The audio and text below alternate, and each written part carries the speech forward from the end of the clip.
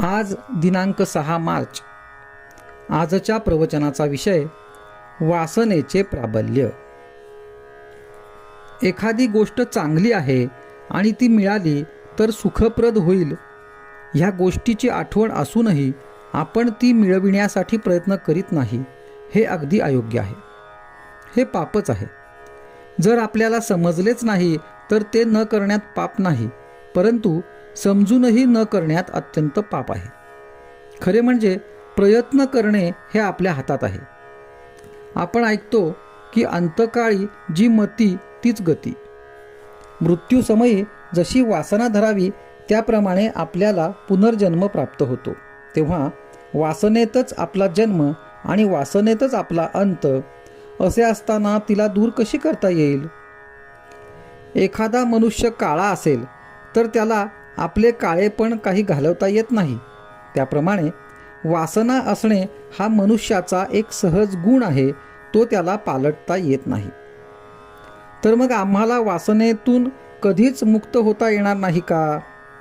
मनुष्याच्या ठिकाणी इतर प्राणीमात्रापेक्षा जर काही वेगळे असेल तर चांगले काय आणि वाईट काय हे कळण्याची बुद्धी. आपण कळून सवरूनही वासनेला, अहमपणाला आधार देतो. इथेच आपले चुकते. आपला अहमपणा इतका खोल गेलेला आहे की आपल्याला हे सर्व माझेच वाटते.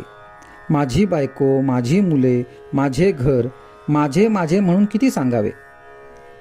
त्या माझेपणामुळे अहमभाव वाढीला लागून सर्व काही आपल्या मनाजोगते, आपल्याला सुख देणारे हवेसे वाटू लागते आणि दुःख अगदी नकोसे वाटते. अर्थात जगात कोणालाच नुसते सुख मिळत नाही. असे असूनही अहमपणाला बळी पडून सुखाच्या लालचीने मनुष्य मरेपर्यंत बरी वाईट कृत्ये करीत असतो आणि त्याचप्रमाणे त्याची वासना बनत जाते. वासना म्हणजे अभिमान, म्हणजेच मीपणा. अशा रीतीने अहमपणाच जर वासनेचे मूळ अधिष्ठान आहे तर तो नको का घालवायला?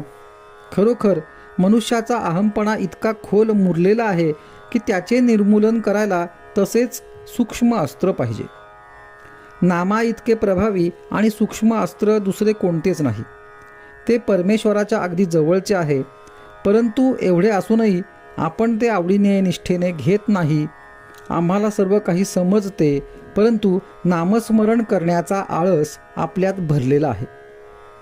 भगवंत करता आहे असे अनुसंधान जो रात्रंदिवस ठेवील त्याचाच अहंकार जाईल, हे ध्यानात ठेवून आपण भगवंताचे नाम घ्यावे. मनाने भगवंताचे ओढणे हे भक्तीचे मर्म आहे. आपल्याला जे पाहिजे ते त्याच्याजवळ मागावे. मागितलेली वस्तू भगवंत देईल किंवा न देईल. वस्तू दिली तर बरेच झाले, पण आपण मागितलेली वस्तू भगवंताने दिली नाही तर ती देणे आपल्या हिताचे नव्हते असे खरे मनापासून वाटावे. ही भावना वाढीस लागण्यासाठी भगवंत दाता आहे असे लक्षात ठेवून शक्य तितके त्याचे नामस्मरण करावे. आजचा सुविचार. जो नामात राहिला त्याचा वासनाक्षय झाला.